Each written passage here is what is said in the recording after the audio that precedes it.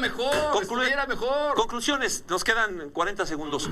10 años, ¿tu balance es positivo? ¿Lo aplaudes? ¿O qué crees tú que ha hecho Jorge Vergara? A mí me parece que el Guadalajara ha perdido identidad y que inclusive las tomas de decisiones dentro de la institución han alejado al público, a ese público fiel seguidor de Chivas, del equipo. Antaño, todo el mundo en Guadalajara, yo viví 25 años ahí, estábamos informados de lo que pasaba en Chivas porque tenías puerta abierta para ir con programas de radio, para hacer entrevistas para tu periódico, situación que ahora tienes que pedir autoridad para todo. No, y lo peor es lo de las guasanas, eso sí cala. Completamente. Bueno, ahí está, la opinión más importante siempre será la de usted. 10 años de Vergara. Volvemos con mexicanos en la Champions. Yo le doy panzazo. No, pero... No, Se no pasa ni de panzazo.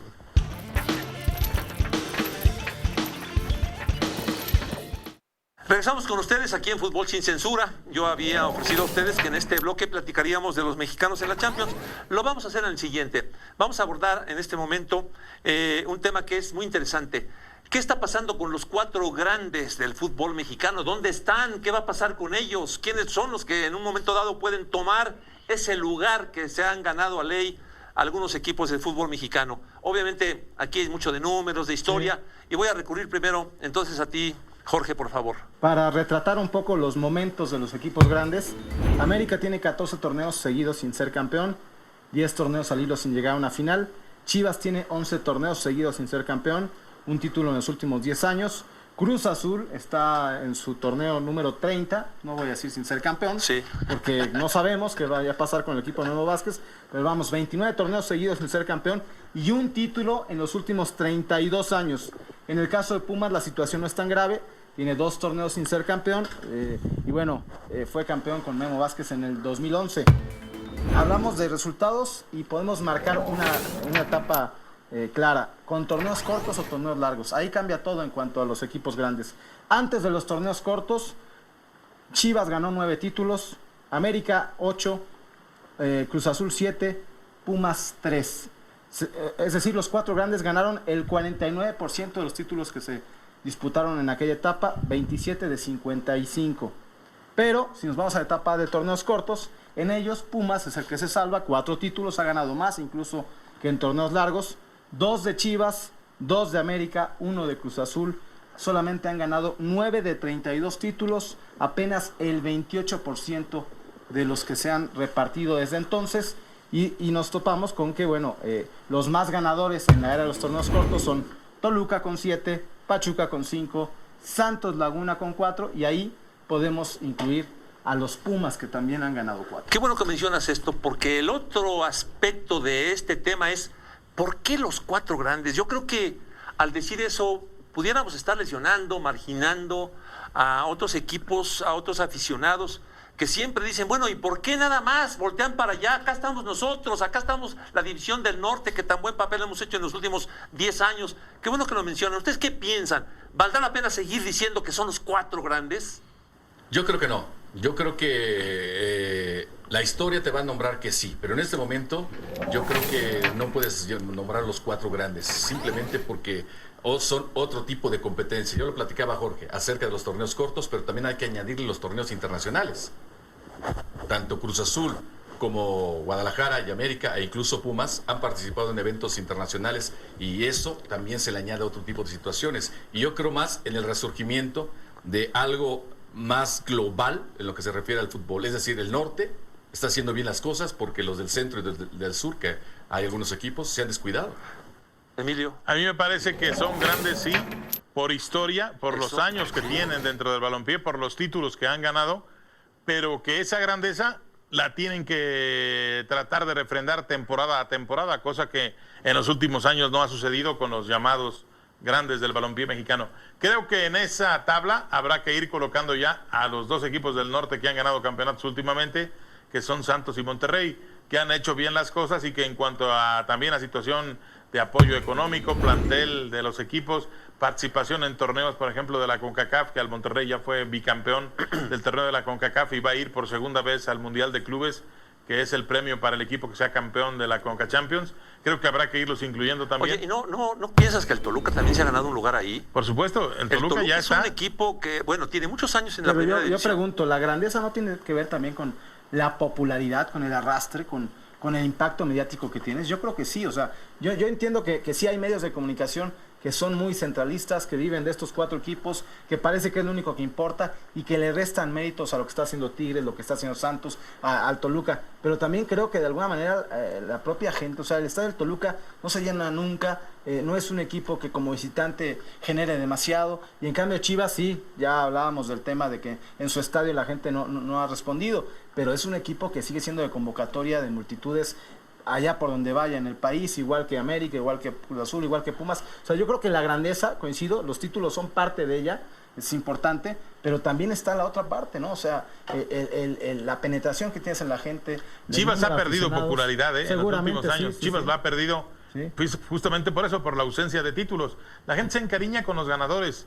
Necaxa en un momento en aquel equipo que lo llamaron el equipo de los 90s, porque ganó varios campeonatos y se hizo de muchos seguidores, ¿no? Y se Un tuvo equipo que ir a también con Aguascalientes, gran de todas tradición, maneras, se ¿no? tuvieron que marchar, sí. Sí. Pero eso ya no fue problema del equipo en sí, ¿no? De lo deportivo, sino cuestiones de carácter administrativo.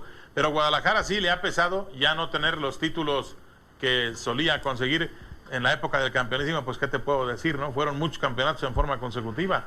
Es que para los viejos como yo, resulta que de pronto nombres que son entrañables.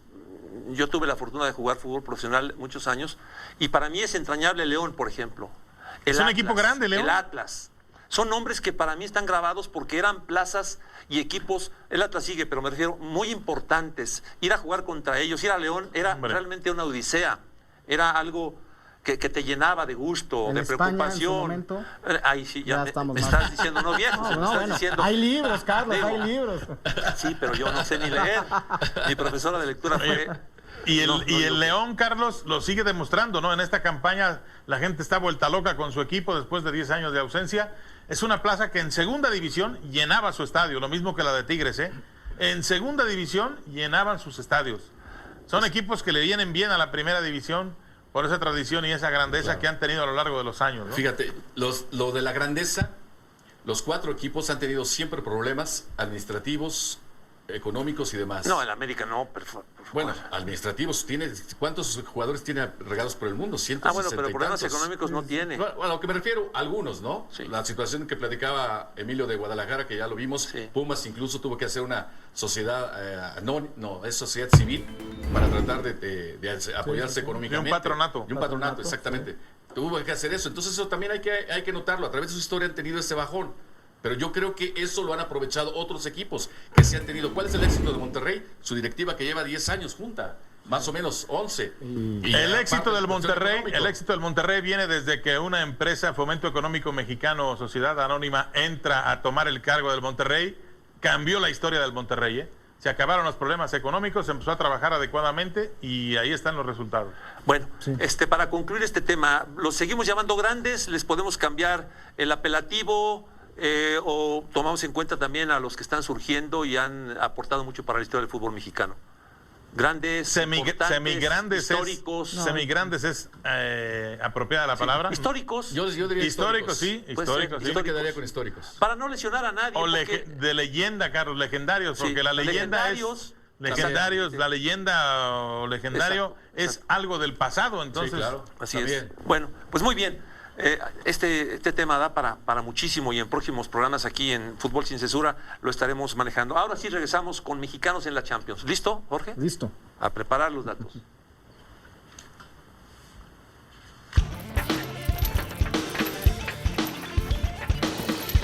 Regresamos con ustedes aquí en Fútbol Sin Censura. Lo prometido es deuda. Habíamos dicho que platicaríamos de los jugadores mexicanos en la Champions, que parece mentira, pero se han ido acumulando y han estado haciendo cosas interesantes. Y para eso, pues inicio el bloque con Jorge Bitker, que nos platiques un poco de los mexicanos en la Champions. Sí, fíjate, Carlos, que son 18 mexicanos los que han participado en UEFA Champions League. La gente me preguntaba a raíz de los 2 goles de Javier Hernández, quién era el más más importante de todos en cuanto a goles, evidentemente es Hugo Sánchez, pero ¿cómo le había ido a los otros mexicanos en Champions League? Bueno, decir que Hugo Sánchez es el máximo goleador, 17 goles, no es el que más jugó, hay que decir que Rafa Márquez le superó, llegó a jugar 46 partidos de Champions League qué bien. con el Mónaco y con el Barcelona entre 2000 y el 2010. Hugo Sánchez quedó por debajo de esa marca con 27 partidos jugados, pero 17 goles. Detrás de Hugo Sánchez, como segundos máximos goleadores mexicanos en el torneo, hay que destacar a Javier Hernández, que ya llegó a 6 goles, y a Neri Castillo, que alguien muy riguroso en cuanto al estadístico me podría decir, oye, Neri, de esos 6 goles, aparte de que uno fue en fase previa de Champions, realmente solamente uno lo hizo con pasaporte mexicano, porque muchos de sus goles en el Olympiacos de Grecia todavía ni siquiera definía con qué selección iba a jugar y realmente jugaba con un pasaporte uruguayo, ¿no? Entonces, o comunitario, ¿no? Por la madre que tenía ascendencia italiana. Entonces, de alguna manera, eso, si alguien lo quiere objetar, es válido, ¿no? Pero considerándolo mexicano, para todos los efectos, son 6 goles de Neri Castillo, 6 de Javier Hernández, y detrás de él aparece Carlos Vela con 2 goles. Curiosamente, los 2 también se los hizo al Sporting Braga, el mismo rival al que le anotó el Chícharo Hernández el pasado martes, y aparecen ya con 1 gol Rafael Márquez, Pavel Pardo, Giovanni Dos Santos, Guillermo Franco, naturalizado pero mexicano también, y Efraín Juárez, que llegó a marcar 1 gol con el Celtic Glasgow en etapa previa de Champions League. Jorge, ese dato que tienes de Hugo Sánchez es Liga Europea, porque antes era campeones de Europa y después la Copa UEFA, lo que hoy es Liga Europea.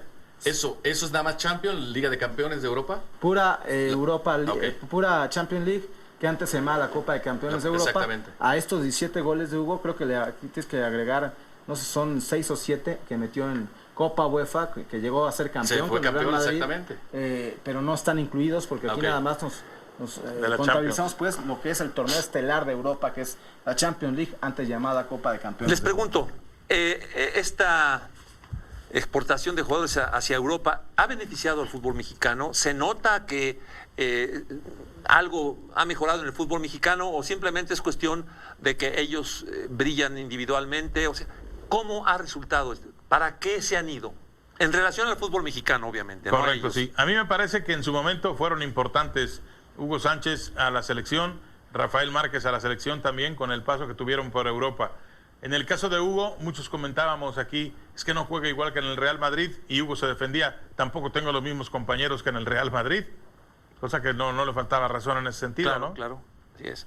Yo sí creo que ha beneficiado mucho al fútbol mexicano. Han abierto mercado, ¿no? Ya voltean los europeos a México. Antes eso no pasaba. Sí, exactamente. O era muy difícil que pasara. Ahora, dentro de este mundo globalizado, podemos observar que se buscan a jugadores mexicanos, ¿no? Que ahí ya, aunque sean rumores, se buscan.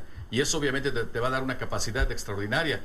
Yo pongo el ejemplo de Guardado, ¿no? Que sale del Atlas y después se va al Depo, desciende y ahora está en el Valencia. Ese mismo momento que tuvo Ricardo, que tuvo Pavel, etcétera, etcétera, se ha venido observando y creo que ha sido benéfico porque si vemos cuando ellos están compitiendo en Europa y vemos los de fútbol mexicano que se enfrenta a los rivales de nuestra área, vemos la capacidad que se tiene en el toque del balón. Pero se han beneficiado ellos, yo insisto, pero el fútbol mexicano como que yo no siento que diría... han regresado algunos al fútbol mexicano y vuelven a tomar el ritmo del fútbol mexicano. No, yo sí creo que les ha ayudado mucho en su formación como futbolistas. ¿A ellos sí? Y que de alguna manera eso se retrata en la selección mexicana. En la selección sí. Pero también es cierto que en el plano colectivo, el hecho de no poder trabajar como se trabajaba antes, que agarran a los jugadores de la Liga Mexicana y a la hora que querían hacían concentraciones con la selección, ahí sí ha afectado porque no existe esa posibilidad más que en fechas FIFA, ¿no? Muchas gracias a ustedes por habernos acompañado en esta emisión de Fútbol